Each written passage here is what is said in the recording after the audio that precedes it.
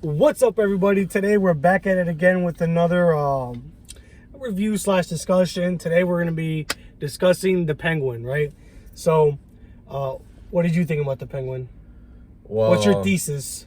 There's a little bit of like explaining to do because you kind of have to explain like the context of what the Penguin is. Because I guess if you're like after like you were like sleeping under a rock for like your whole entire life, you'd be like, what, the Penguin?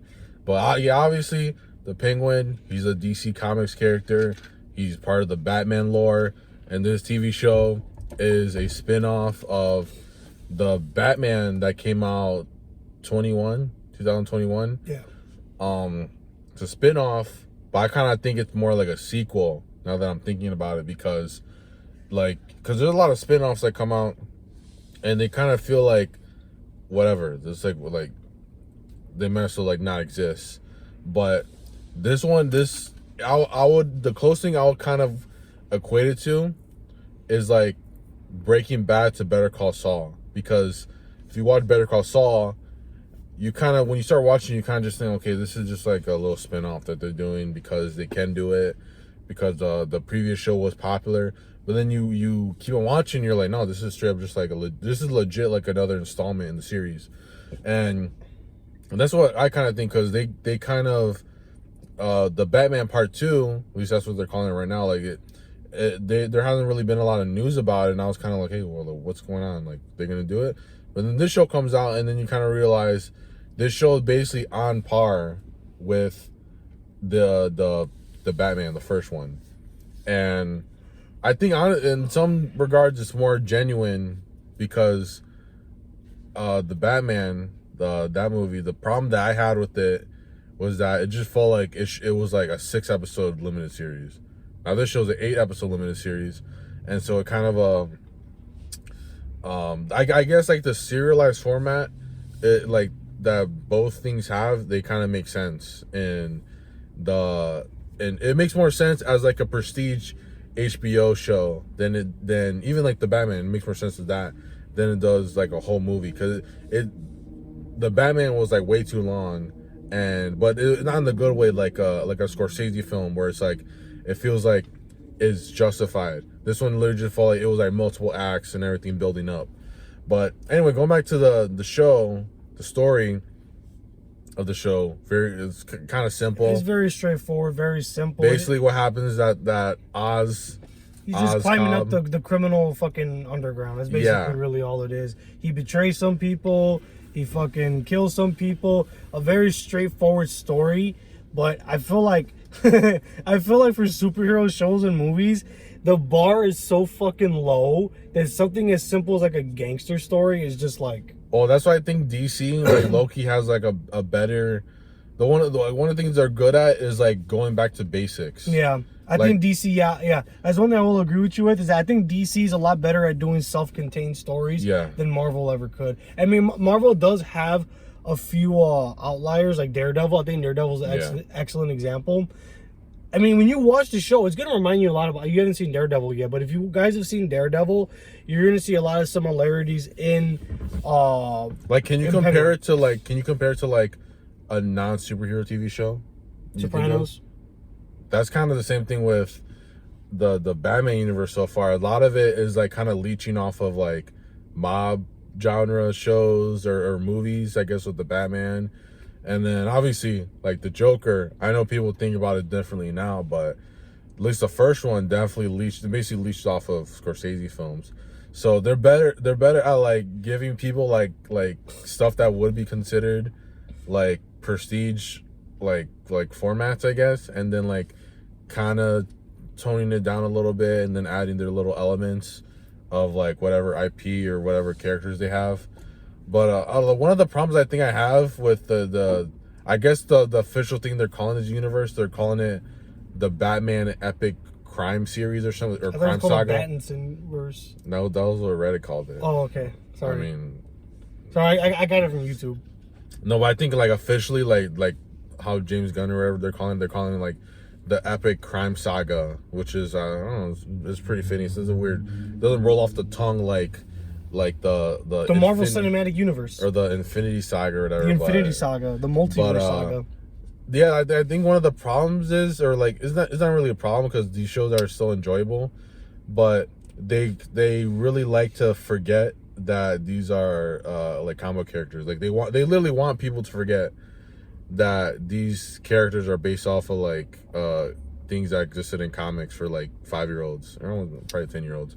Like for the longest time, that's how these characters existed. But like the Batman, like if you took out the fact that he like has a costume, like he would just be like another crime vigilante. He doesn't really change anything. And the Penguin, like he doesn't even like this is what I was telling Nick earlier. The only people who call these guys the Batman or the Penguin are like other people. They don't actually admit that, oh, I'm the Penguin or I'm the Batman, blah blah. Like it's just like a nickname they give it, and so it's not even they own up to it, and it's just like not part of like they want to people forget like, oh, these guys are superhero characters. At one point in time, that was okay. Like if we're in that era of superhero history where people wanted to forget, it was okay. But now it's like I think some people are kind of coming around to the fact that we need to go back. We need to kind of go back. Yeah, that was a lot of people's issue with the X-Men movies, where they're like, what, you want me to wear? How do you say it?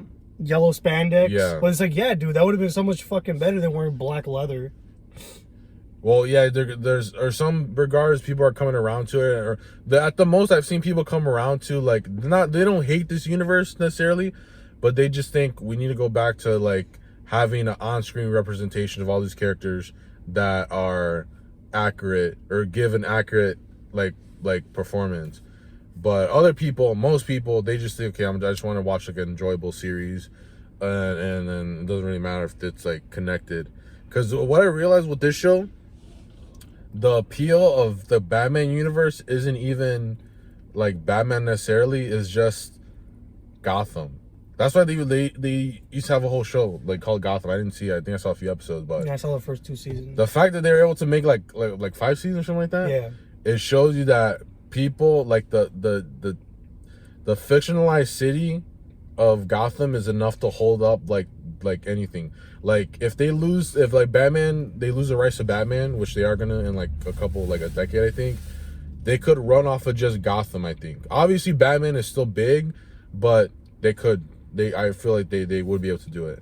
But anyway, going back to the show and our opinions on it, I would say that this is what I was kind of thinking the whole entire time while I was watching the show. Is it woke? Now I know some I know some people they hear that word and they're just like, oh, whatever, like I don't really care.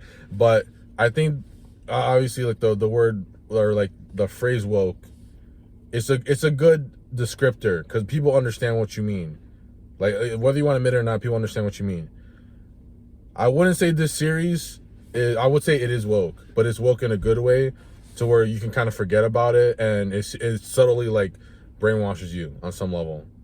Like what do you think about that? No, 100% I agree with that. I think the problem with people like us is we just read too deep into it. Because I mean, how do I say this? How do I describe us as individuals? We're enlightened. We're enlightened, right? Yeah. So when we see shit like in the Penguin, right? It's basically what do they call it, femme fatale. Oh, I would say it has like feminist aspects of it. Like yeah, because like you have Sophia complaining about men, saying she's crazy her whole life, and then she becomes the head of the family. Now, if you know anything about mobs, women, or specifically the Italian mobs, women are not supposed to be the head of the family. They're not supposed to have any dealings with any of the family, whether it's Chicago Outfit or Cosa Nostra. Women are not supposed to be leaders, right? In that world, right? So like you have Sophia coming out, right, going to the women's rallies for women that suffer with abuse and all this shit, and then she becomes the head of the family. And again, people like us, we notice this stuff, but the quality of the show is so good that you kind of just forget it. You want to forget it. It's the same thing even with the Batman, right? The Batman movie, right? Like I literally had to explain to him like some of like the symbolism that feels off about it. Like you watched it the first time, you're like, hold on. So when I saw the Batman, no, I agree. But when I didn't notice it at first because I was so like, what's the word? I was just so captured. I was so captured by the fucking cinematography, the acting, everything. The story itself was excellent. And then Catwoman comes out, and what does she say? She's like, these white. We have to get at these white privileged assholes. And after that, I was immersed. There you go. I was so immersed in this fucking movie. The moment she said that, they killed everything. And if they keep Zoe Kravitz, I'm telling you right now, she's gonna keep throwing in little fucking digs like that.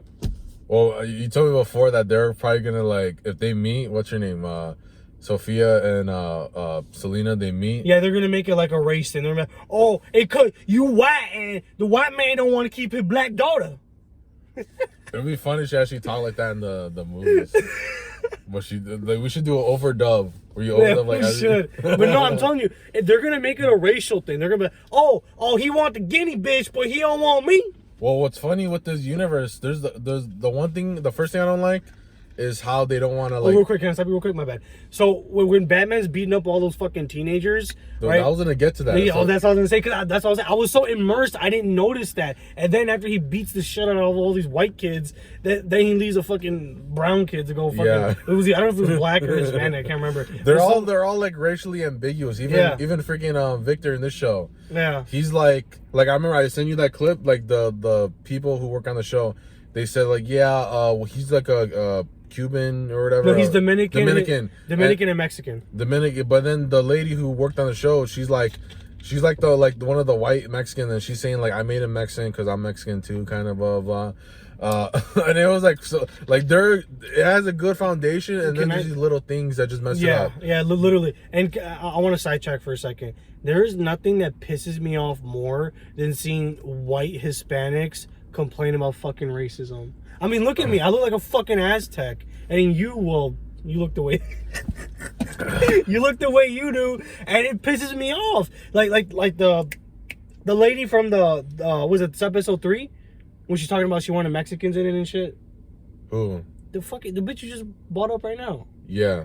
Yeah. She was light skinned, right? Yeah. There you go. It's like, well, it's even like going back to the story, even like she's complaining about Selena in the first one, she's complaining about the white privilege.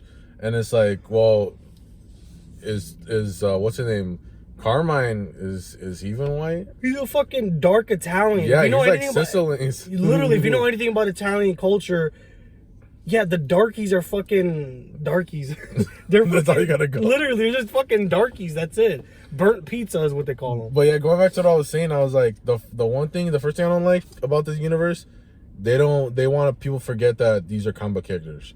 But that's kind of a whole different subject. The second thing I don't like is that the race thing. It's like they want to like walk around, or like they don't even want to like it's like a lion. Like they don't want to poke the lion, and the lion to them is admitting that like minorities commit crimes. they'll have a mind, like obviously I guess in the beginning of the Penguin when he's stealing the tires, Victor, I guess that's supposed to like symbolize like they're supposed to like be a throwback to the beginning of Batman, because they're both kind of in the same scenario where these people are committing crime, but then there's someone who's like innocent, and they have them like go live a normal life, or like they let them slide by because they're like the innocent, always a minority, innocent person that isn't doing this necessarily because they want to, because they have to. Yeah, because they have to. And if they do it, it's because a white person made them do it. Yeah, white people made me an alcoholic. And even with this one, I guess there's that one guy that like survived the thing, the one white game banger or whatever, and they're like all these people that live in the what's called Crown Point. Out of all the people, the one guy they keep on showing as like the big game banger is like some fucking white guy. Yeah, this Caucasian guy, and it's like, I know he's not a light skinned Hispanic either. Yeah. He's fucking white. It's like they want to tiptoe around this thing, but it's like people like Gotham because it's Well, maybe hold on. Maybe I'm gonna play devil's advocate. Was he the only white guy in the gang? No, what they do is that they have a bunch of people, but then always the guy that's like the big guy that's gonna cause you trouble is the Caucasian guy. The only thing I will say, just to play devil's advocate, in the hood, right, there's always at least one fucking white guy, right? But is he like the spokesperson for them? No, but he's a fucking crash out. He's wild. Because the white guys have to prove themselves more than the fucking other guys. So usually they're more crazy than all the fucking other ones. I get it, because I'm not... It's more like how to survive. I'm just playing devil's advocate. Yeah. But in street culture, yeah, like white guys do go fucking crazy because they have to prove themselves. You know what I mean? Yeah, I'm not trailer trash motherfuckers either. I'm not denying, obviously, that white people I'm not being like, oh, only these minorities are the ones that are committing crimes.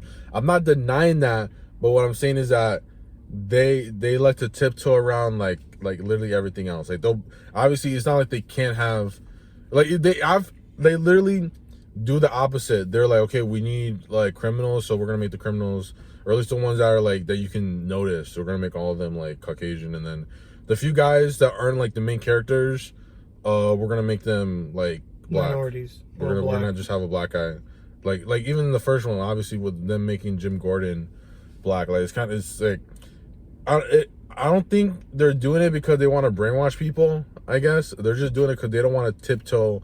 They want to tiptoe around the fact that minorities, that this is how the real city works. Like, we're in Chicago, by the way. Not really in Chicago, but like at least right now. At least right now. We're like 10 minutes away. I'm from Chicago. No, I'm kidding. We don't want to get into that conversation. It's fucking retard. He thinks all the fucking Chicago's just blacks and fucking Hispanics. No, I'm just talking about location wise. I'm not just saying like we didn't have to get like Rumble like that. we didn't have to get Rumble. I'm just saying like location wise, like we're not really. It's a good thing we're not in Chicago right now. Am I right? I mean, I don't want to be in Berwyn either right now. At least like that one. But no, yeah. If they really want to get down to the nitty gritty, it's like, if they want to get deep into street culture, it's like, gangs do always have a white guy in it.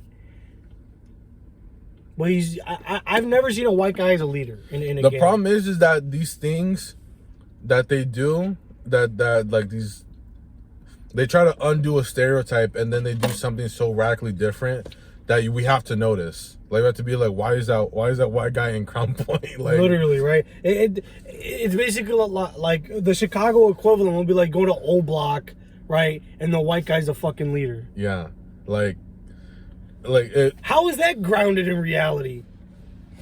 Well, again, they could get away with it by saying it's like a fictional thing, but then again, these things are supposed to. But the thing is, they're trying to make these superhero shows grounded in reality. Yeah. And if you want to ground yourself in reality, guess what? Fucking little fucking wasp over there is not going to be the leader of the fucking gangster disciples, whatever the fuck. But it's almost like it's like a corporate like mandate, or like, I don't know if they do this on purpose, or like they just told them like, we need to have these things happen this way. But it's distracting. That's the main two things that happen. Well, if you're deep down the rabbit hole like us. Well, I think you could tell anyone these things, they'll point it out, and they'll be like, yeah, no, it's kind of weird. Like, I did that with a few of my coworkers when the Batman came out. But either way, third problem, like Carmine Falcone, I kind of think this universe is more like the Falcone universe more than is the Batman universe, because if you guys don't know, Carmine Falcone was like, he wasn't even like an OG Batman character that existed like in like the 30s or whatever. He literally like started existing like late 90s, whenever the Long Halloween came out. It was early 80s. Early 80s? Yeah. You want to fact check on that? Check that right now. You want to fact check the long boxes on that? You want to fact check? We're gonna do this right now. You want to fact check Carmine Falcone? Talk about something else. Okay, I know what to talk about. Okay, if you like Sopranos, if you like Daredevil, you should watch this show. It does remind me a lot of fucking Daredevil. What's that guy's name? Nancy Clancy Brown or something like that. He's in Daredevil actually, and he comes out on this show. He was on our Boys spinoff. I didn't realize he showed up in year one for it. That's crazy. Yeah. That's crazy. And I read both of them. I don't know if you know, but I like reading Batman comics. Can you tell? But what else was distracting? Oh yeah. I don't like the whole story because again they try to the whole feminist angle with Sophia is that they try to build up like the viewer gaining sympathy for her and being like, okay, anything she does, she's allowed to do it basically. Because with Oz, obviously he's one of those, he's like the Tony Soprano stereotype where, yeah, no, he's lovable, but like at the end of the day, he's a horrible person. But for Sophia, it's almost just like she gets like unlimited sympathy for what she does. And it's kind of funny because she kind of rebuilds on that stereotype that the Riddler did, where there's a part of the Riddler that is that people like people like the whole idea of like a left or right. They like the idea of there being like this like militia of people that are gonna destroy they're gonna expose like the deep state or whatever, all that stuff. People like the idea of that. And then you have them do something completely unreasonable or like crazy, like blow up the whole entire stadium. Not that was Bane. Oh yeah, I'm getting confused. No, because I was thinking about the Riddler flooded the fucking stadium. He flooded the whole. No, they flooded the whole city. And then you go to Sophia, and then what does Sophia do? She blows up like she blows up a ghetto. Like they're like oh no, she did nothing wrong or whatever. Like it's she's just trying to take back what's hers, or and then she like even when she killed the family, I'm like, okay, I guess she kind of like they're all criminals technically, so what can you do? But then it's like it all gets to a boiling point where like you have to look at them in a bad way. So it's like, how do we do it? Oh, we have them like just blow, like obviously she blew up the place where they had the drugs, but what it looks like to everyone else, and Oz was good to point this out, she just blew up a whole ghetto full of minority. Like they were already impoverished because of the flood, and then she's just like, oh, I'm gonna blow it up again. Yeah, fuck it, I'm gonna blow all these motherfuckers up. But what I like about this show, I was telling him the other day, the dynamic that Sophia and Oz have, it was good. I kind of hope that the whole show is gonna be this, where it's just like obviously they don't really like each other because what they did before, but then they kind of just like after like the third episode they just like speed through that, and you go like, okay, these guys don't like each other, they're at each other's throats, blah blah.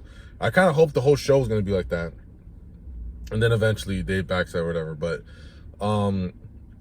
they both kind of like once they get to that point where they're like at each other's necks, they both try to exploit like the same people, and they kind of give the same message because like when she renames her family or whatever, like they try saying like oh well, you never got your worth, like you since you're not part of the family, you're not made or whatever, they treat you like crap, blah blah. So she exploits like his insecurities. No, she exploits like the gangsters, that the people of the underworld that have worked in the family, but they haven't had a chance to like move up because they're they're not made or whatever you want to say with the G word. I don't know, like the G word for Italians. Not gigante. Talking about the you gotta know a little Hebrew to know that one. But so she exploits them, and that's how she builds her whole like army. And then Oz, he kind of says the same thing, but to like the all like the separate gangs that have like small areas that they control.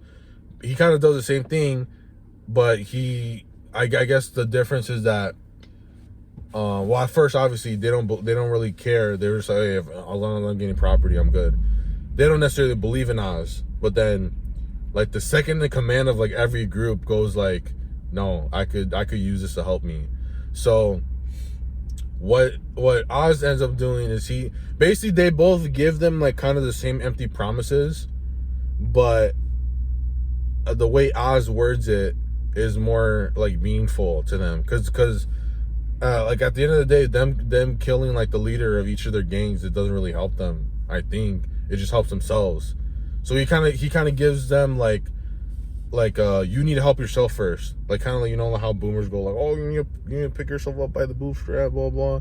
Like I don't know if they plan to have him do that, or like again basically it's like Oz is like, you need to help yourself. Sophia's like, I'm gonna give you free money, and I'm gonna give you this whole entire place as long as you're on my side. I don't know what they were going with that like little symbolism. I don't know if it hits the same way to like the average person, but I was just kind of thinking about that. I was like, it's kind of weird how that's how he comes out off top at the end. But let me ask you, what do you think is the worst thing Oz did in the show? Oh my god! Like, what's the part where you're like, I don't like this guy anymore? When he killed the kid. Really? Yeah, I was a liberal for that whole entire scene. I was like, fuck these white privileged assholes in the name of, I mean, in the words of Zoe Kravitz. Yeah, because when that scene came up, I kind of knew it was gonna happen. But literally at that point in time before he did it, it was like, okay, maybe maybe Victor's gonna like be in Batman 2 or whatever, and this like no. Like I kind of knew it was gonna happen ever since the first episode. But then the way that they manipulate you to like believe their relationship and everything, just kind of like, when it happened, it was like, oh yeah, it happened. But I was manipulated. Maybe, but I feel also they kind of, like they needed one thing to make you like not like him, because like that whole episode. Kept his mom alive too. That was kind of fucked up. You think he should have killed his mom? Yeah. But I think the worst thing. He's a fucking vegetable. Well, he doesn't think it like that. He just thinks, oh, my mom's alive. Okay, it's good. At least I got my mom still alive after all the shit going on. But I think the worst thing he did was literally at the end, when he has like that hooker that he goes out with, like literally dressed up as his mom. Did you notice that? Holy shit! I didn't even realize that. That's like the worst part. What the fuck? Because then at first I thought it was like a Why? Because she's black? It was like, no, it was like in his mind. That's what I thought. I thought it was like his mom still.